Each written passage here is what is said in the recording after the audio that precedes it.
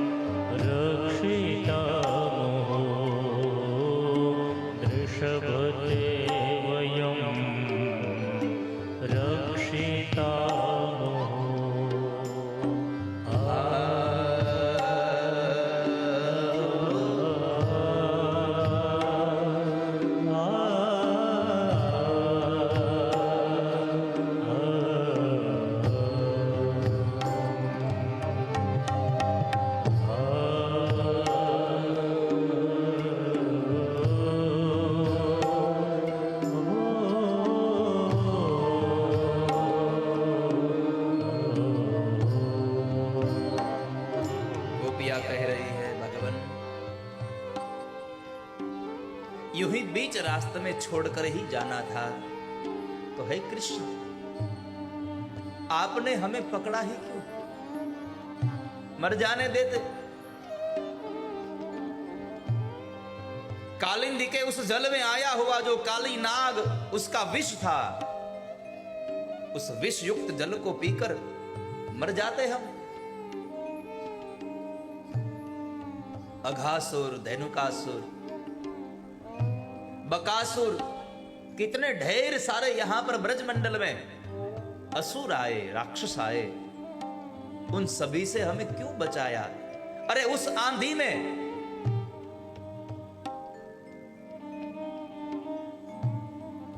जब इंद्र ने जो बारिश बरसाई, उस आंधी से क्यों बचाया? यूं ही मारना ही था। तो हम आपको प्रार्थना करते हैं कृष्ण, आप आ जाओ ना। हे भगवान, हे कृष्ण, आप आओ ना।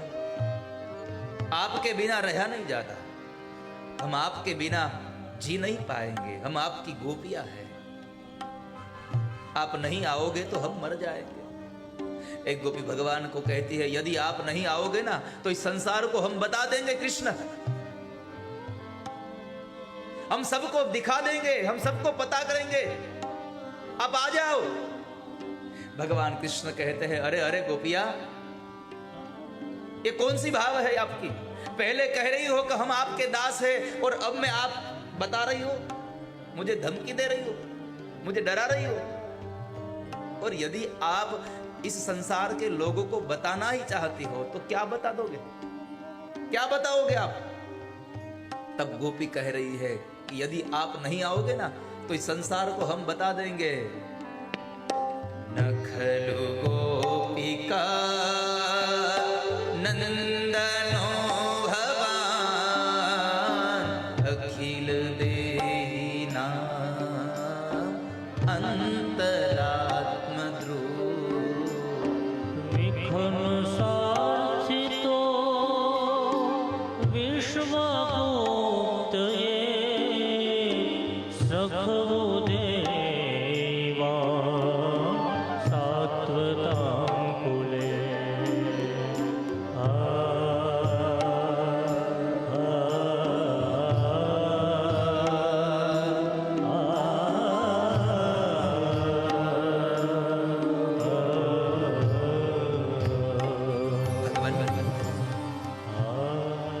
यदि आप नहीं आओगे तो हम सबको बता देंगे कि आप केवल नंद और यशोदा के बेटे ही नहीं है। न खलु गोपिका नंदनो भवान,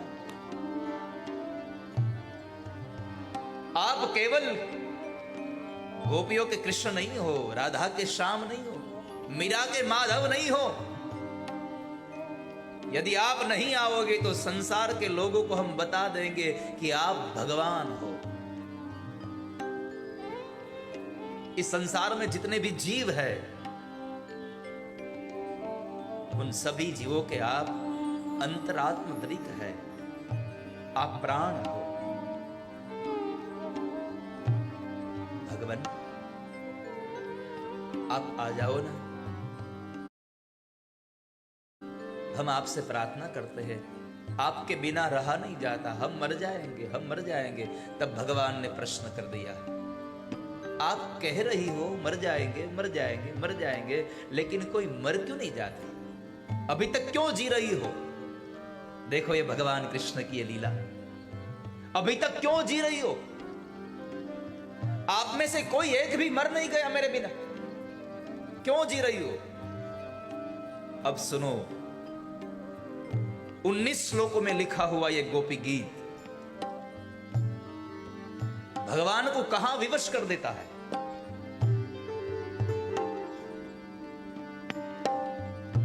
यह श्लोक है ना, पूरे गोपी गीत का यह हार्द है, जो भगवान कृष्ण पूछ रहे हैं कि अब तक आप मर क्यों नहीं गई, क्यों जी रहे हो? वैसे तो आप कब से पुकार रही हो कि हम मर जाएंगे मर जाएंगे मर जाएंगे, लेकिन अब तक जी क्यों रही हो?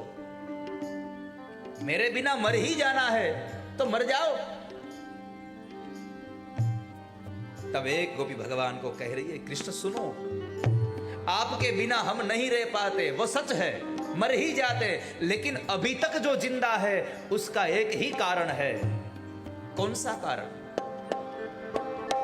तव कथामृतम तप्त जीवनम कविभिरीडितम कल्मषापहम् श्रवण मंगलम श्रीमदाततम हे हरि भुवि गृह्णन्ति भूरि राजना। क्या बात बताई, पूरी राज। कृष्ण हम मर ही जाते हैं, आपके बिना रहा नहीं जाता है। और इस संसार में कौन सा ऐसा जीव है जो कृष्ण के बिना जी सके?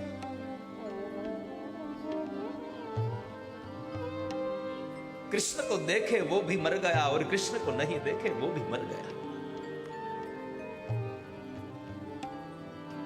कौन सा जीव ऐसा है जो कृष्ण को बिना देखे जी सके? अरे कृष्ण को देखने के लिए दादा भीष्म ने कौरव का पक्ष चुन लिया। जब भगवान कृष्ण के साथ दादा भीष्म बात कर रहे थे तो कई ज्ञान की बातों बता रहे थे भीष्म। तब भगवान कृष्ण ने पूछ ही लिया कि दादा इतना बड़ा ज्ञान है आपके पास, फिर भी आपने कौरव पक्ष को क्यों चुना? आप कौरव के पक्ष में क्यों रहे? दादा भीष्म कहते हैं, भगवान आपने ही कहा है जात सही ध्रुव मृत्यु। आप ही कहते हो कि इस संसार में आने वाला जीव एक ना एक दिन मर ही जाता है, मिट जाता है। तो मुझे भी मिटना ही था, आज नहीं तो कल, कल नहीं तो परसों मैं मरने ही वाला था।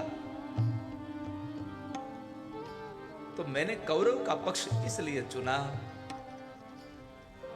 कि यदि पांडव के पक्ष में रहता तो मैं आपके साथ रहता, मैं आपको इतने देर तक देख नहीं पाता। इसलिए मैंने कौरव पक्ष को इसलिए चुना कि मैं आपके सामने हूं और सामने देखते देखते ये भीष्म इस धरती को छोड़कर चला जाए। आपको देखने के लिए मैंने कौरव का पक्ष चुना। देखो तो सही प्यारे, भगवान कृष्ण को देखने के लिए मनुष्य ने क्या चुना है। लेकिन एक बात बता दूं, भीष्म और कर्ण ऐसे वैसे नहीं थे, लेकिन उन्होंने जो पक्ष चुना था वो गलत था। महाभारत में कर्ण को याद करें तो ऐसा लगता है कैसे बताए किसी को कर्ण के बारे में, क्या बोले हम कर्ण के बारे में। दादा भीष्म की बात करें, केवल भीष्म शब्द आता है तो हमारे रोंगटे खड़े हो जाते हैं।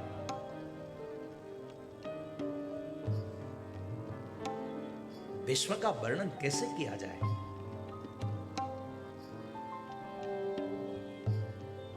बाणशैया पर लेटे हुए भीष्म के पास जाने का अनुआदेश भगवान कृष्ण जब युधिष्ठिर को देते हैं कि यदि राज धर्म को, स्त्री धर्म को, दान धर्म को यदि आपको जानना है, चले जाओ दादा भीष्म के पास।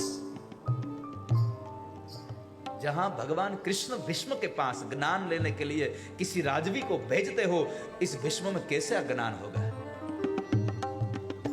लेकिन एक गलती हो गई, जो कौरव का पक्ष चुना। बस अपने में बल कितना है वो मायने नहीं रखता, आपका बल कहां पर काम करता है वह मायने रखता है। तो भगवान, हम अभी तक जो जी रहे हैं ना, वो आपकी कथा से जी रहे हैं। तब कथामृतम तप्त जीवनम, आपकी कथा सुनने से हम जी रहे हैं। और इस संसार में एक बात याद रखो, कृष्ण की कथा नहीं सुन पाते तो आप जी भी नहीं पाते। कृष्ण की कथा के बिना रह ही नहीं सकता कोई जीव। और एक बार कृष्ण में प्रेम हो जाए तो जैसे प्रियतमा अपने प्रीतम के लिए मर जाती है, ऐसे हम सब लोग, हम तो प्रियतमा है, हमारा प्रीतम तो कृष्ण है, हमारा प्रीतम तो सांवरिया है।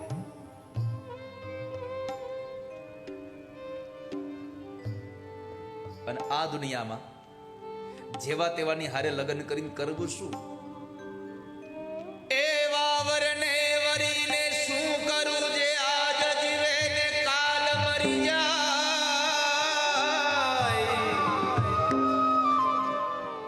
મીરા કહે છે કે એવા વરને વરીને હું શું કરું કે જે આજ જીવતો હોય કાલ મરી જાય।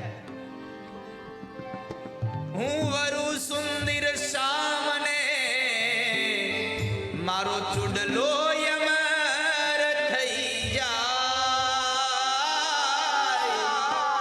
हूँ वरु सुंदर शामने मारो चुडलो यमर थई जाय। तब कथामृतम तप्त